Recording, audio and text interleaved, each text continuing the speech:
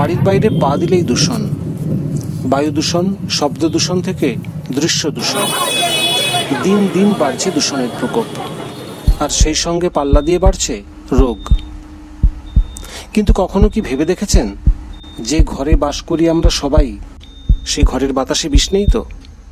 গবেষণা বলছে বাইরের দূষণের থেকে ঘরের ভেতরের দূষণ অনেক সময় মারাত্মক হয়। ঘরের ভেতরের বাতাসে থাকা দূষিত পদার্থ খালি চোখে দেখতে পাই না, কিন্তু তারা নিঃশব্দে ক্ষতি করে আমাদের। নানা বৈদ্যুতিন সামগ্রী থেকে ঘরের ভেতরে দূষণ ছড়ায়। তার সঙ্গে যোগ হয় দেওয়ালের রঙের সঙ্গে থাকা ক্ষতিকারক উপাদান, এয়ার ফ্রেশনার বা মশা তাড়ানোর লিকুইডে থাকা রাসায়নিক, এবং আমাদের শ্বাস প্রশ্বাস। একটু চেষ্টা করলেই কিন্তু চার দেওয়ালের মধ্যে থাকা বাতাসকে প্রাকৃতিকভাবে দূষণমুক্ত করতে পারি।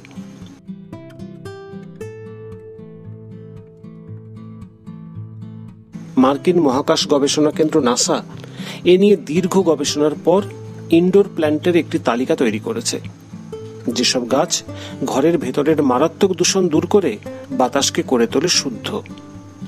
সেই তালিকার কয়েকটি গাছের সঙ্গে আরো কয়েকটি গাছের কথা বলবো, যা সহজেই আপনি হাতের কাছে পেয়ে যাবেন।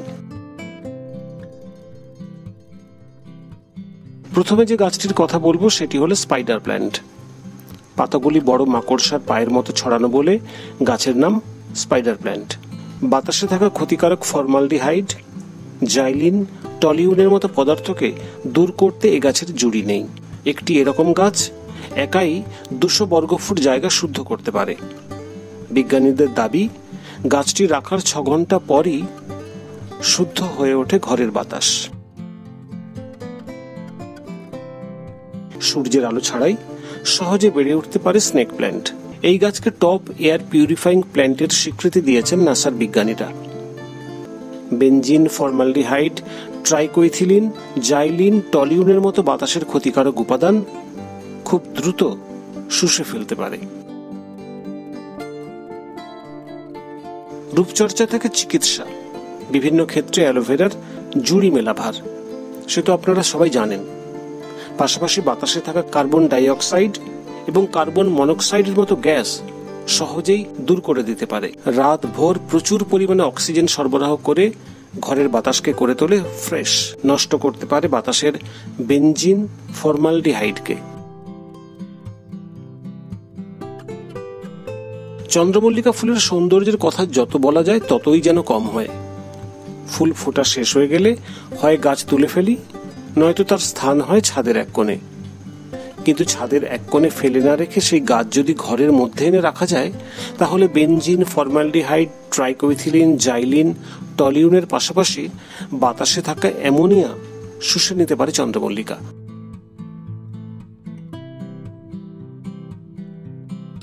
উজ্জ্বল রঙের ফুলে নজর কাড়ে জারবেরা।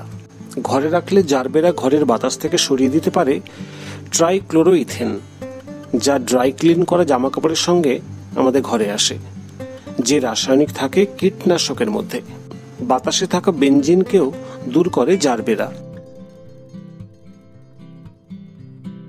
রাবার প্ল্যান্ট একটি অসাধারণ ঘরের ভেতরে রাখার গাছ। অল্প আলোতেও বেশ ভালো হয়। চকচকে বড় মোটা পাতা সহজেই নজর কাড়ে। সেই সঙ্গে বাতাসে থাকা ক্ষতিকারক ফর্মালডিহাইড দ্রুত অপসারণ করতে পারে।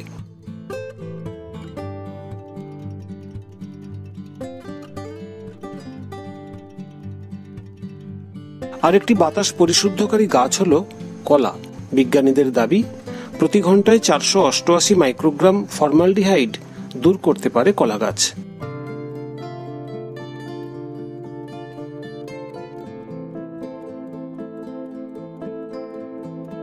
বেনজিন, ফর্মালডিহাইড, ট্রাইকোইথিলিন, জাইলিন, টলিউনের মতো বায়ু দূষণকারী পদার্থ দূর করতে পারে বাম্বু প্ল্যান্ট।